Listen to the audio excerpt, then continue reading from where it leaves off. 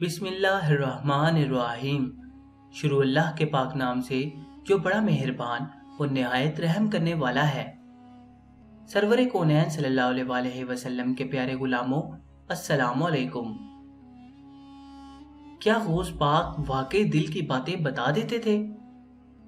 شیخ ابو البقاء الاکبری رحمۃ اللہ علیہ فرماتے ہیں کہ ایک روز حضور غوث اعظم رحمۃ اللہ تعالی علیہ کی مجلس واعظ کے قریب سے گزر رہا تھا کہ میرے دل میں خیال آیا کہ اس اجتماع کا کلام سنتے چلیں۔ اس سے پہلے آپ کا واعظ سننے کا اتفاق نہیں ہوا تھا۔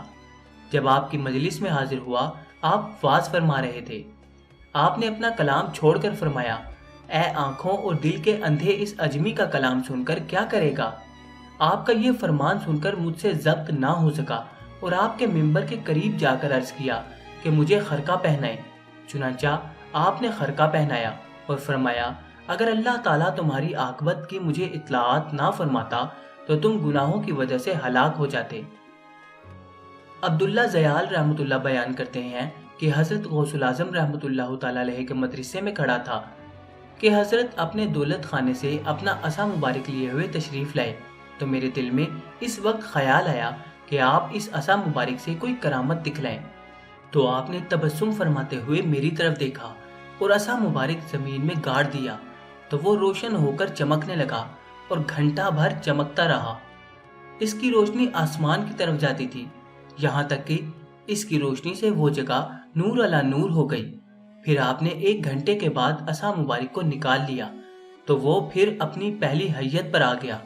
بعد ازاں آپ نے ارشاد فرمایا، اے زیال، تم اسی چیز کے خواہش مند تھے۔ کسی نے کیا خوب فرمایا، دلوں کے ارادے تمہاری نظر میں، آیا تم پہ سب بیش و کم غوث اعظم۔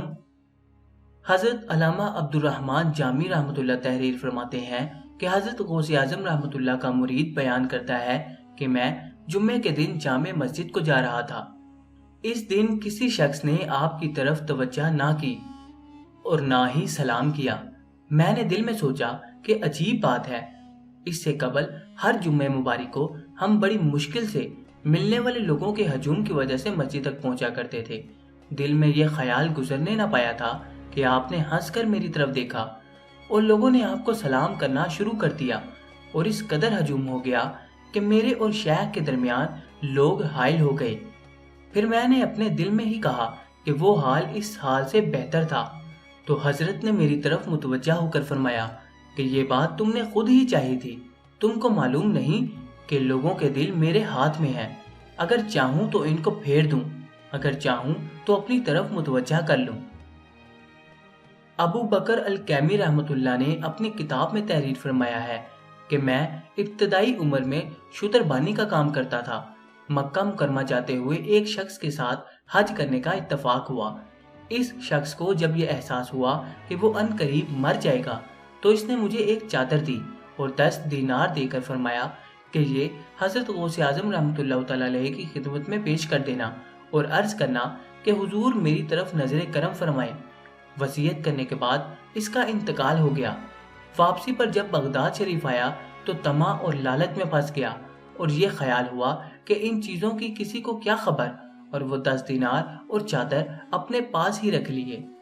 ایک روز میں کہیں جا رہا تھا کہ حضرت سے ملاقات ہو گئی۔ میں نے سلام عرض کیا، مصافحہ کیا تو آپ نے میرا ہاتھ زور سے پکڑ کر فرمایا، تم نے 10 دینار کے لیے بھی خدا کا خوف نہیں کیا اور اس اجمی یعنی غوث پاک کی امانت رکھ لی ہے اور اس کے پاس آمد و رفت ترک کر دی ہے۔ آپ کا یہ فرمانا ہی تھا کہ میں غش کھا کر گر پڑا۔ جب ہوش آیا تو فوراً گھر جا کر وہ چادر اور دینار لا کر پیش کر دیے۔ ابو الفراح ابن الحمامی علیہ رحمۃ اللہ بیان کرتے ہیں کہ ایک دفعہ مجھے بغداد شریف کے محلے باب الازج جانے کی ضرورت درپیش آئی۔ وہاں سے واپسی پر حضرت قطب فردانی غوث سمدانی کے مدرسے کے قریب سے گزر ہوا تو عصر کی نماز کا وقت تھا اور وہاں تکبیر کہی جا رہی تھی۔ مجھے خیال آیا کہ میں یہاں نماز ادا کر لیتا ہوں اور ساتھ ہی حضرت کو سلام بھی عرض کر لوں گا۔ جلدی میں مجھے بے وضو ہونے کا خیال نہ رہا اور اسی طرح جماعت سے مل گیا۔ حضرت جب فارغ ہوئے تو آپ نے میری طرف مخاطب ہو کر فرمایا، اے فرزندے من، تمہیں نسیاں بہت غالب ہے، تم نے اس وقت سہو بے وضو نماز پڑھ لی ہے۔ آپ کے فرمان سے متعجب ہوا کیونکہ آپ کو میرے مخفی حال کا علم تھا اور اس سے مجھے خبردار فرمایا۔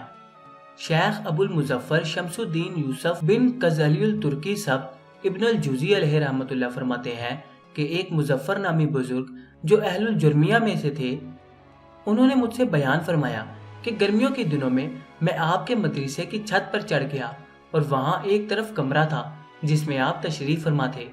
آپ کے کمرے میں ایک چھوٹا دریچہ تھا۔ جب میں اس کمرے میں حاضر ہوا تو میرے دل میں یہ خواہش پیدا ہوئی کہ کھجور کے 4-5 دانے ملیں تو میں کھاؤں۔ یہ خواہش دل میں پیدا ہوئی ہی تھی کہ آپ نے الماری کا دریچہ کھولا اور اس سے کھجور کے 5 دانے نکال کر عنایت فرمائے۔ ابو الحجر حامد الحرانی الخطیب علیہ رحمۃ اللہ فرماتے ہیں کہ میں ایک دفعہ حضرت کی خدمت عالیہ میں حاضر ہوا اور اپنا مصلی بچھا کر آپ کے نزدیک بیٹھ گیا۔ آپ نے میری طرف متوجہ ہو کر فرمایا، اے حامد، تم بادشاہوں کی بساط یعنی دسترخوان پر بیٹھو گے۔ جب حران واپس آیا تو سلطان نور الدین شہید نے مجھ کو اپنے پاس رکھنے پر مجبور کیا اور اپنا مصاحب بنا کر ناظم اوقاف مقرر کر دیا۔ تو اس وقت حضرت غوث اعظم رحمۃ اللہ کا وہ ارشاد مجھے یاد آیا، تیرے ایک ایک حال کے بال بال کو جانتے ہیں، اس لیے کہ وہ اسرار ہو سے پر ہے، بلکہ تیری پیدائش سے سالہ پہلے تجھے ایسے حالات میں انہوں نے دیکھ لیا تھا۔ اس کی اصل وجہ وہی ہے کہ انبیاء و اولیاء اللہ تعالیٰ کے اذن و عطا سے ایسے کمالات سے مزین ہوتے ہیں۔ اسی لیے حضور غوث اعظم رحمۃ اللہ کی شان علمی کا اظہار قاضی ابو بکر بن قاضی موفق الدین علیہ رحمۃ اللہ قصیدہ مبارکہ میں اس طرح فرماتے ہیں، آپ اللہ کی بارگاہ میں مقرب تھے اور آپ پر علم غیب سے پوشیدہ اسرار اور راز ظاہر ہوتے تھے۔ یہاں پر ایک سوال کیا جاتا ہے کہ یہ صفت تو اللہ تعالیٰ کی ہے، تم نے اولیاء بالخصوص شیخ عبد القادر کے لیے ثابت کر دی ہے۔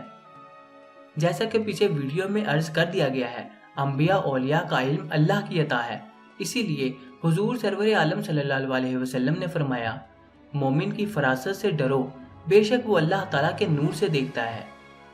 اور امام المحدثین علامہ ملا علی قاری علیہ رحمۃ اللہ فرماتے ہیں، پاک اور صاف نفوس جب بدنی علاقوں سے خالی ہو جاتے ہیں تو ترقی کرتے ہوئے ملائے اعلیٰ سے مل جاتے ہیں اور ان پر کوئی حجاب اور پردہ نہیں رہتا، اس لیے وہ تمام اشیاء کو اس طرح دیکھتے ہیں جیسے وہ سامنے ہے۔